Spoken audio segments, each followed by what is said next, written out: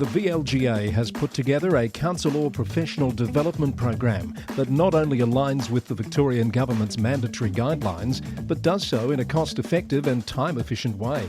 The series of learning intensives planned for later in the year allow councils to partner with their neighbouring councils to deliver core training.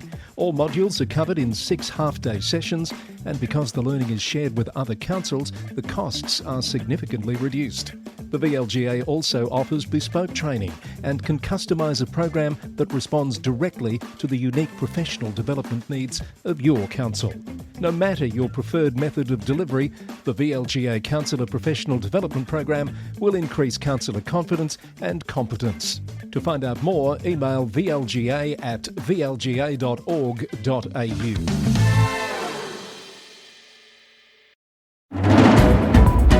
Reaction to the Victorian state budget and councils united against a new state tax.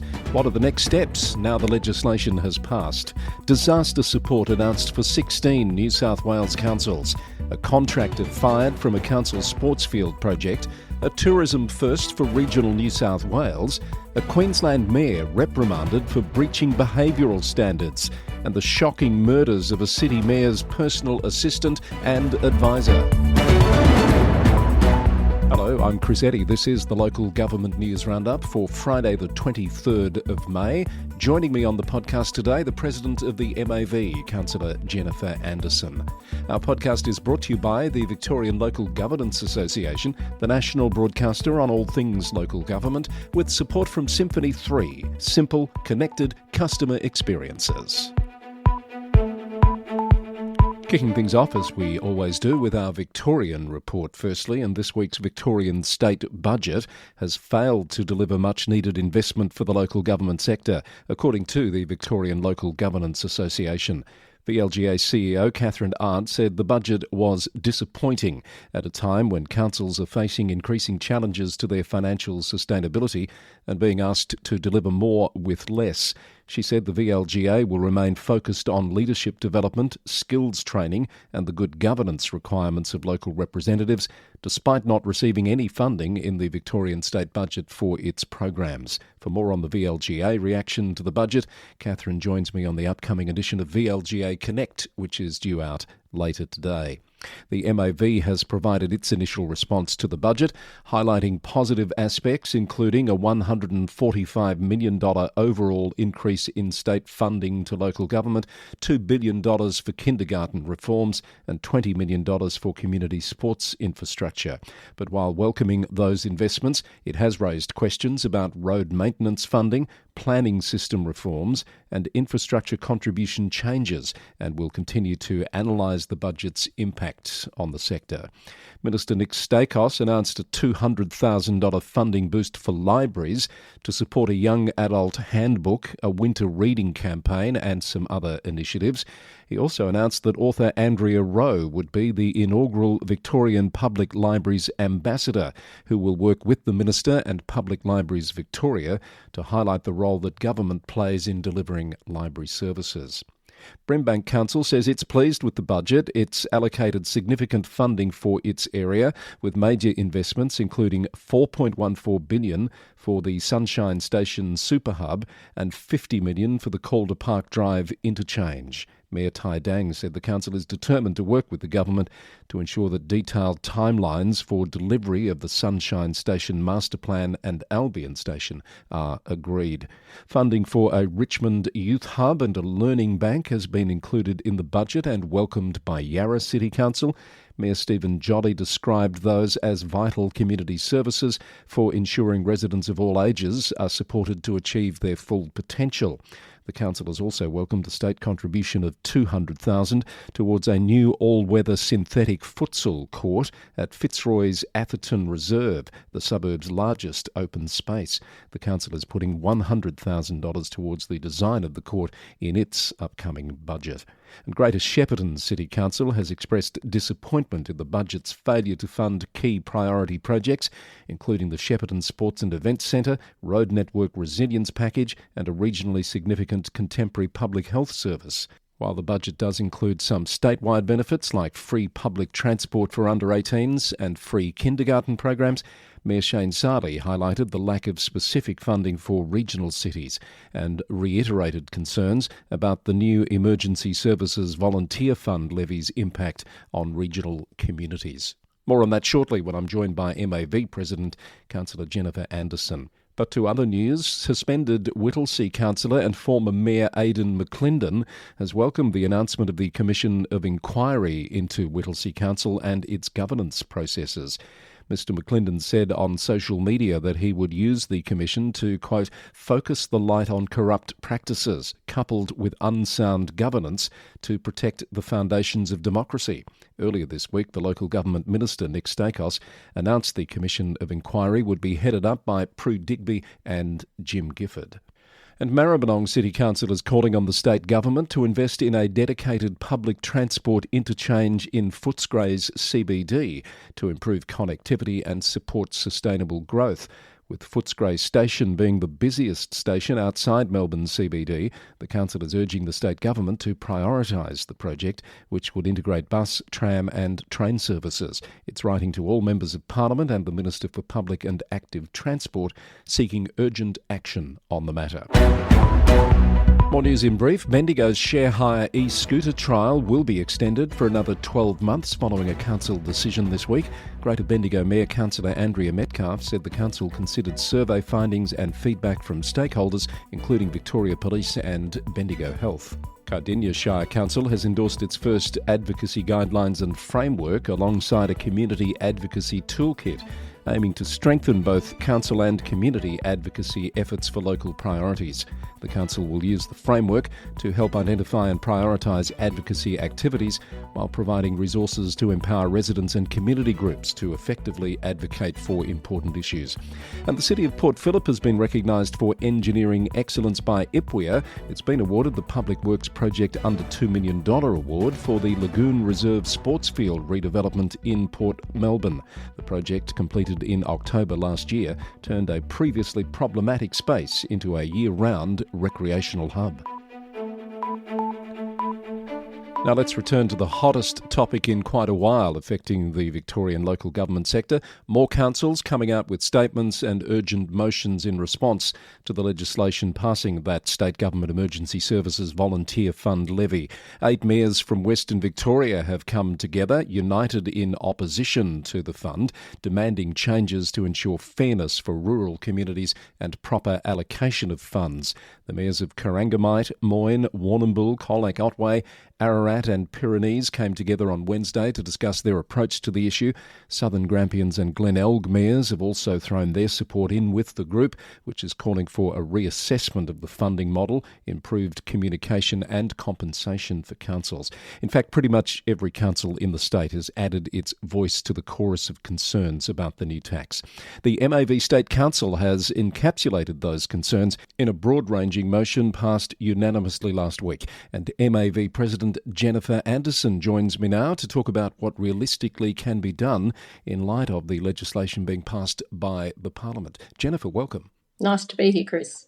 Good to have you here. It must have been disappointing. Your state council was last Friday. I know there were a number of motions on the agenda expressing concern about where this was headed, but the Parliament actually passed it pretty much in the early hours of the morning before your state council started. Sort of took the wind out of the sails a bit, I guess. Yes, because our agendas go out well in advance. We had 18 different councils from across Victoria put in some motions to do with the Emergency Services Volunteer Fund, and we'd consolidated that together.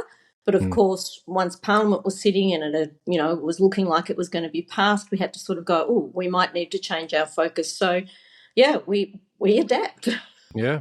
And adapt you have, because what came out of that state council was a very different message, I guess, than what might have been coming out of it beforehand. What's the approach been, given that the Parliament's passed the legislation, it's coming in from the 1st of July? Is the focus on trying to somehow stop it from happening, or is it accepting that it's coming and what can we do to get the better outcome for communities and councils? Yeah, well, this was sort of really a big part of the debate, was that there was still a feeling amongst many of the delegates that really we should try and stop this, that we need a clear message that we don't like this in the first place. So that was the original stance. But if there isn't anything we can do to stop it, these are the things that need to be done. First and foremost, that the State Revenue Office should be the one that administers this tax, not local councils. Yeah. So I guess there's a question there about the practicality of focusing your efforts on stopping something that you really have no power ultimately to do. Yeah, it's always very difficult. So we're often asked to try and do something once it's legislated. And I think this is our whole message, that we want to work with state government before legislation occurs. So when you have ideas about how you might want to fund something or what you might want to do, come and talk to us early, because we may be able to work with you to find a better solution for local government and for the communities that we serve. And isn't that what the Victorian State Local Government Agreement says should happen? Does that document actually have any relevance anymore? No, that document hasn't been updated for a while. I can't remember the actual date. MAV has certainly been working on trying to renew that. But at the end of the day, it is a piece of paper. We really need on the ground working together. Yeah. And that's our key, is to try and collaborate early, because often we'll agree on a principle or objectives, but it's how you actually do it. And I think you need that discussion early on rather than waiting until it's legislated. Yeah. So I want to come back to that collection point for a moment. But on reflection, do you think that there's more that could have been done to stop this from happening? There's been some criticism from some circles to say that councils and peak bodies could perhaps have done more. I don't think we could have done anything more. I mean, when it was announced, there wasn't a lot of detail around what it was going to involve, and that's sort of been slowly emerging as it's been going on. So MAV has certainly been having plenty of conversations with the local government minister, with the treasurer, with the Department of Treasury and Finance, to certainly talk about the logistics of how difficult it is for council to administer this. And when we found out about the differences and the fact that the rural communities and the farmers in particular were going to have such a big impost, there was certainly that line to take as well. Yeah. There's been a pretty swift and one would have to say quite emotional response from some councils, particularly those concerned about the impact on the farming communities. I haven't heard as much out of the metro areas, but this collection issue applies to all councils, doesn't it? It does, and certainly at State Council we have all 79 councils, metro and regional, and sometimes with these issues you do see a bit of a 50-50 split, but this was one where the metro councils could totally understand the impact on residents and on councils, and voted also to say, look, we don't like this idea and we think it should be state government. If it's going to be council, there's a whole lot of asks that we would say we need in order for councils to do it.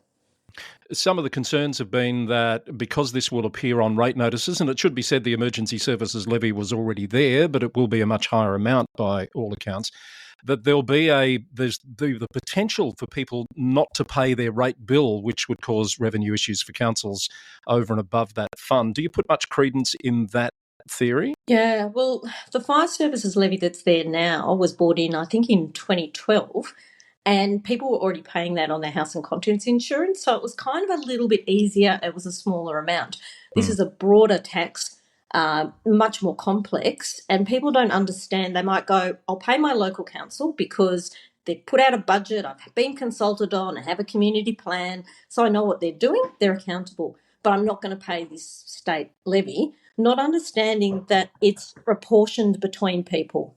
So you're asking for the State Revenue Office to be responsible for collecting the levy or the fund or the tax, as people are saying we should call it what it is, a tax, and full cost reimbursement for councils' collection services. Forgive me for being a bit naive, but I thought councils were already being reimbursed. Is that not the case?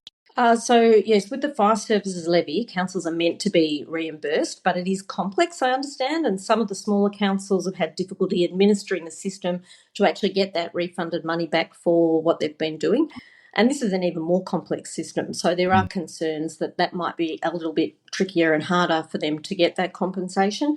And also the value of it, because people know how to call their local council. They don't know how to get in contact with the State Revenue Office. So it's our staff that are probably going to be the ones that it's going to be taking time away from doing other things that they should be working on.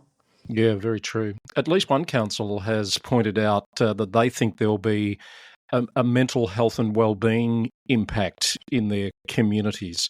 What can be done to deal with that, do you think? Well, I mean, we always try and work collaboratively with the state government after they've made decisions. So we will continue to work with them to let them know that there will be these issues, particularly in the rural communities. A lot of our areas are not declared drought yet, but do certainly have low rainfalls, and the farmers are doing it tough, and they're the ones that are going to probably have the higher amount. And it could be quite a lot of bill shock without much of an understanding. So part of the resolution made at State Council was that should this all go ahead, that we need the State Revenue Office to have a really clear communication plan and work with us on creating that plan so that people understand what it's about. And I think I read you calling for economic impact assessments too. Yeah, definitely. Yeah. Because, we've had this issue with the waste levy where it's collected and communities say, well, we don't know what happens to it. Where does it go? So I think communities have really said, we want to know, has it gone to the right place? Has it meant we've boosted the emergency services? So that was one of the asks as well, to sort of ensure that we are getting value for money. You mentioned those areas that are drought affected, Jennifer, and I've seen some commentary this week from some councils that have welcomed the package that was announced last week, some that have made it known that their farmers have missed out and they should have been included. Are you advocating at the MAV for a more broader application of those assistance measures? Well, I think we haven't had discussions with the state government about how they've determined those areas. So I think it's something that we'll need to talk to the councils that haven't been included and the state government about why they may not have been included, because it's the state government that has determined which areas to include or not. And certainly we have heard from a lot of areas that Central Victoria, the Wimmera, that have said, look, we're not included, and we feel that it is a problem up here as well. Yeah, and it was East Gippsland, I think, that made some statements to that effect this week also. How realistic do you think it is that the government will accede to some of your requests about how this is implemented? Well, we've been having these discussions along the way with primarily saying we don't think it's a good idea, but if you are going to do it, State Revenue Office should do it. So it's really repeating the same messages we've had the whole time. So we'll continue those conversations and hope that some of our asks are actually listened to and that we can achieve a better outcome than what appears to be on the table at the moment. Yeah. So I know you've only been in the presidency of the MAV for a little while, but I can't remember an issue as uniting as this with, as you mentioned before, all 79 councils on the table. This must have been a huge couple of weeks for you in that role.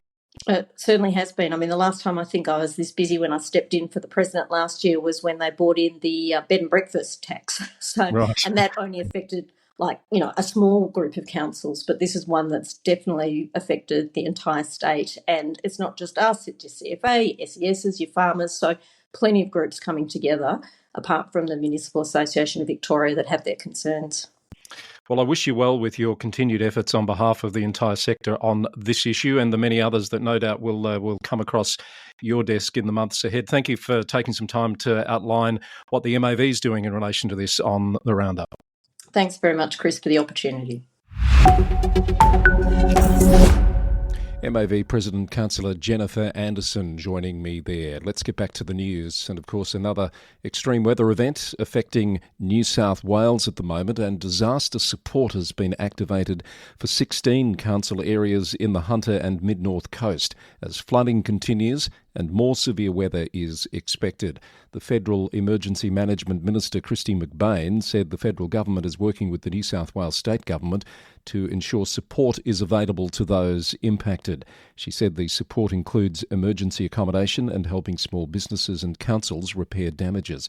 Once again, we're reminded of how important councils are as a source of vital information to affected communities during these weather events. Mid-Coast Council has urged its residents to stay safe and heed emergency warnings as widespread flooding continues to impact the region. Mayor Claire Ponton said yesterday that food scarcity was becoming an issue, with many communities cut off, but work was underway to get supplies through to those areas.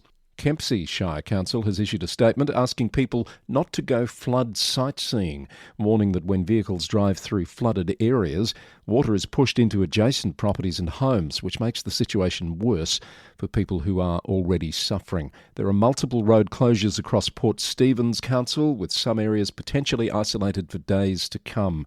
The council is providing regular updates on its website, including cancellations and alterations to events and council services. And Dungog Shire has closed its administration building and library until further notice, and waste collection services are impacted due to road closures. Its waste facility is also closed to all vehicles due to current weather conditions. So many more areas impacted, of course. Keep an eye on your local council's website for updates as the situation develops.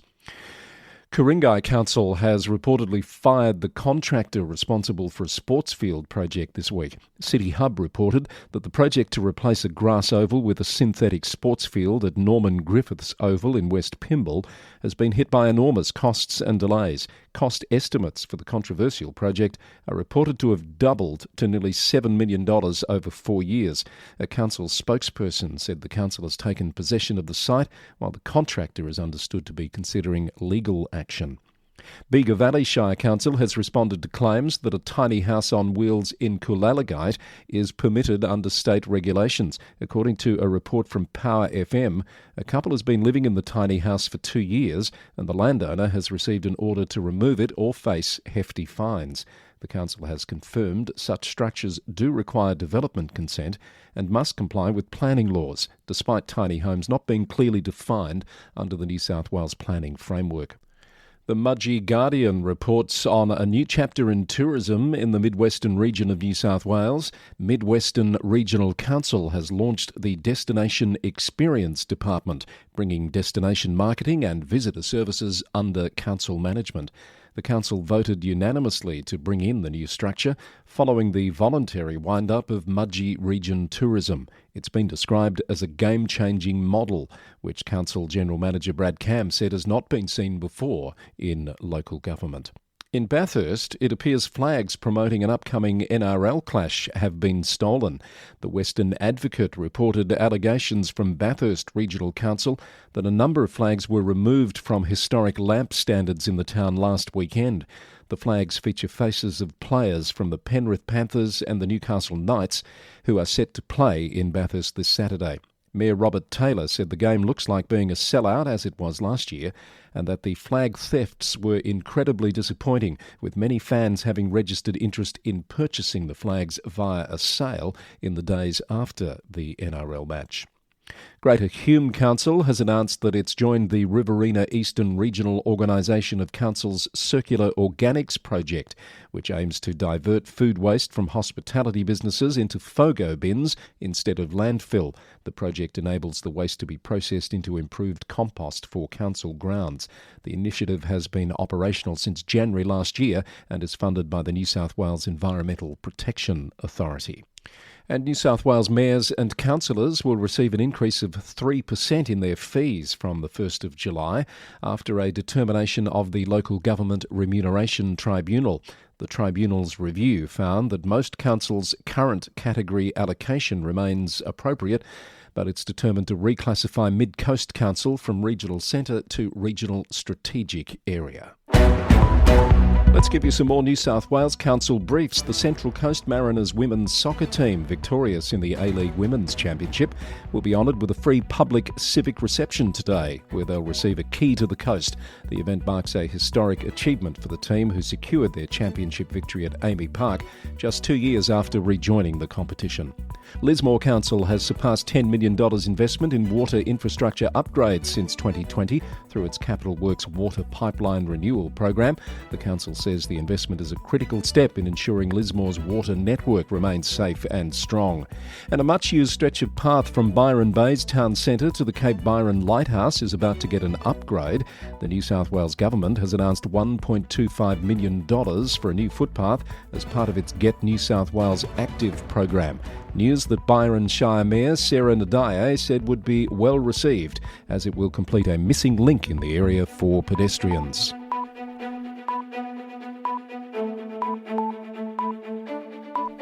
This is the Local Government News Roundup for Friday the 23rd of May. I'm Chris Eddy. Thank you for listening. Thank you to the Victorian Local Governance Association for their support for the podcast. They've been with us since day one. A new episode of VLGA Connect is coming out later today on podcast and on YouTube. And for their support, we thank Symphony 3 for simple, connected customer experiences. Find out more about their Smart Glue solution by heading to www.symphony3.com.au. Now let's grab some news out of Queensland, where Redland City Council has formally reprimanded its mayor, Jocelyn Mitchell, for breaching behavioural standards after she made public claims about being gagged by changes to the council's media relations guidelines. An investigation found that Councillor Mitchell had misrepresented the purpose and nature of the changes, which only restricted councillors from acting as spokespersons for decisions they voted against or had conflicts of interest in. The Courier Mail has reported on how the incident has highlighted tensions within the council, with some councillors expressing frustration over the resources spent on the investigation, while others have called for a return to focus on serving the community. Over $13.2 million in personal hardship assistance grants have been distributed to more than 64,700 Redland City residents following Tropical Cyclone Alfred in March, which left 41,000 households without power. The assistance has included $10.4 million in emergency hardship assistance and $2.5 million in essential services hardship assistance, with support provided through community recovery hubs that served over 4,600 residents across mainland and island locations. Noosa Council CEO Larry Sengstock has been given the power to award disaster recovery contracts so that more than $4 million of repairs to local roads can be completed swiftly. The council gave the go-ahead for the emergency repairs at a special meeting on Wednesday, with around 70 roads needing immediate and in some cases temporary repairs after recent wet weather. And Lockyer Valley Regional Council has amended its local laws to allow landowners to let family or friends live in caravans on their property for up to 6 months in a 12-month period without council approval. The changes are part of measures to address the housing crisis and include specific conditions such as requiring access to proper facilities and adherence to boundary setbacks. The council will also permit the use of temporary homes on vacant lots for up to 2 weeks annually without council approval. The changes will be in effect until the end of 2027. To Tasmania, Huon Valley Council has welcomed a state government announcement of a preferred site for a new Cygnet ambulance station. Mayor Sally Doyle said it was a significant development for Cygnet and surrounding communities, and the council was looking forward to assisting with the delivery of the station. The state-of-the-art facility will provide dedicated purpose-built infrastructure for Ambulance Tasmania. Circular Head Council is moving general waste collection from weekly to fortnightly from September. The change is to support the rollout of a new FOGO service and the reduction in the amount of waste sent to landfill. The council said currently around 10% of Circular Head's household waste is diverted from landfill, while other Tasmanian councils with FOGO and recycling in place are achieving diversion rates of over 50%. To South Australia, Whyalla City Council has unanimously endorsed the implementation of a citywide dry zone following a survey that received nearly 2,500 responses. 64.7% of respondents supported the expansion of the existing dry zone.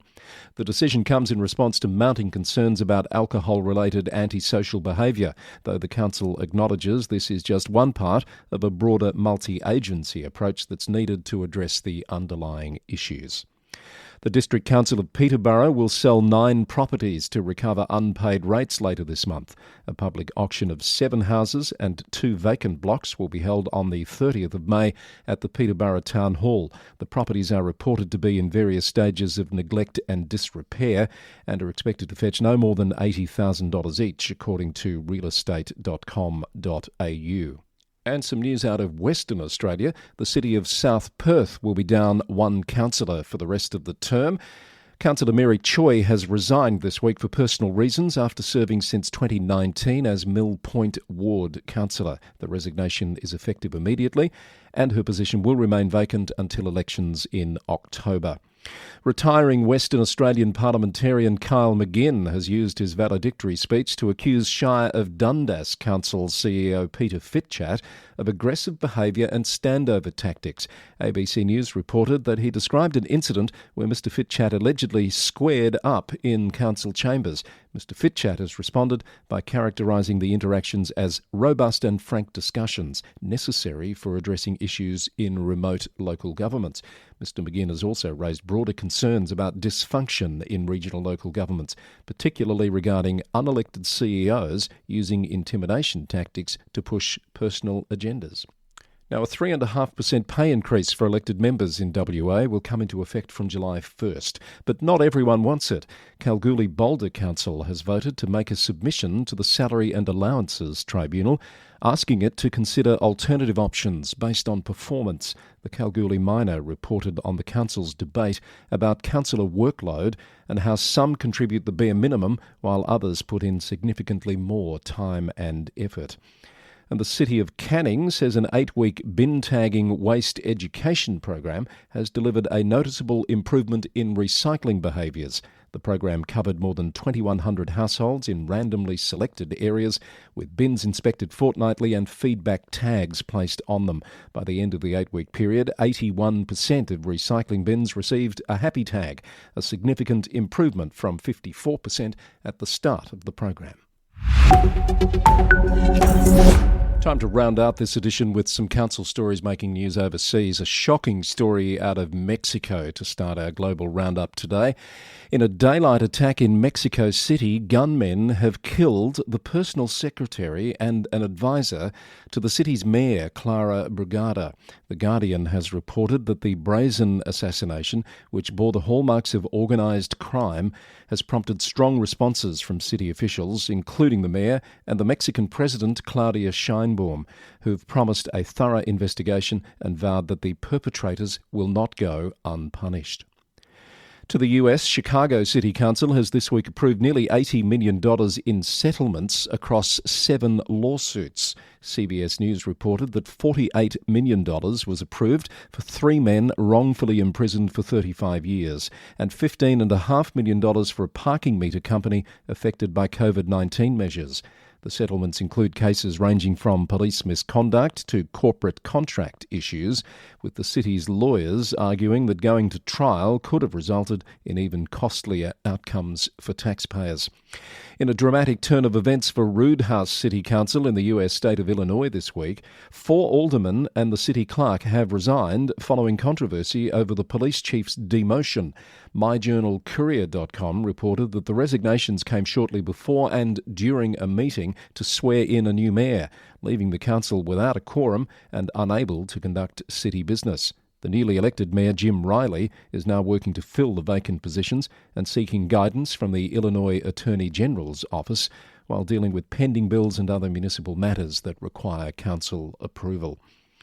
Across to the UK, where Reform UK, which recently took control of Durham County Council in local elections, has begun renaming council departments to remove references to climate change and equality. BBC News reported that the party's leader, Andrew Husband, has discussed plans with senior managers while facing criticism from opposition councillors who've warned about undeliverable promises. They've expressed concerns about Durham becoming a guinea pig for Reform UK's governance experiment.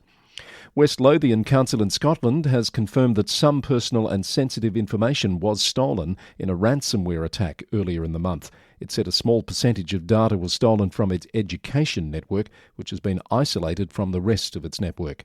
Herald Scotland reported that risk assessments have been conducted on child protection issues, and the council is working with Police Scotland and the Scottish Government on an investigation. Gary Perry, who became leader of Walsall Council in June last year, has resigned with immediate effect, citing a campaign of political attrition and personal hostility from within local government ranks. He claims that he was being targeted not for wrongdoing, but for refusing to engage in patronage and self-preservation, describing the situation as bullying dressed up as politics. The Express and Star was among those reporting the developments, including his call for more principled leadership and for the public to carefully consider who they elect as representatives. And the UK's longest-serving local government chief executive is set to retire later this year. The Local Government Chronicle and BBC News have reported that John Sinnott will leave Leicestershire County Council at the end of November, after holding the position since 1994. It's understood he had intended to step down in July, but has agreed to stay on until later in the year at the request of the council's new leader. And finally, a couple of stories out of New Zealand. Tauranga City Council is the latest to consider a major restructure, with the de-establishment of more than 100 roles on the cards as part of cost-saving measures, according to a Radio New Zealand report. Deputy Mayor Jen Schooler has said that about half of the positions are currently vacant among their 1,300-strong workforce. The council manages $8 billion in assets and has received over 1,000 submissions on its annual plan. It's also reviewing its $41 million spend on consultants. And Auckland Council has announced a strategic alliance with the tech sector, aiming to establish the city as New Zealand's premier tech hub. Mayor Wayne Brown wants to boost the city's economic influence through innovations in food tech, medtech, biotech and fintech. Radio New Zealand reported on his push for the establishment of an advanced technology institute to support local startups and prevent talent drain. A bumper edition there to round out the week from the Local Government News Roundup. That was edition number 455, recorded on the morning of Friday the 23rd of May 2025. If you'd like to know more about any of the stories included in the episode today, you'll find links at lgnewsroundup.com and a transcript. The podcast is brought to you by the Victorian Local Governance Association, the national broadcaster on all things local government, with support from Symphony 3, simple, connected customer experiences. Much more for you next week, including a visit from Zoe Datner. Is employee burnout causing an issue in your council? We discuss that increasing problem and how you can deal with it. The Local Government News Roundup is recorded in the city of Greater Geelong, Victoria, on the land of the Wadawurrung people of the Kulin Nation. Until next time, thanks for listening, and bye for now.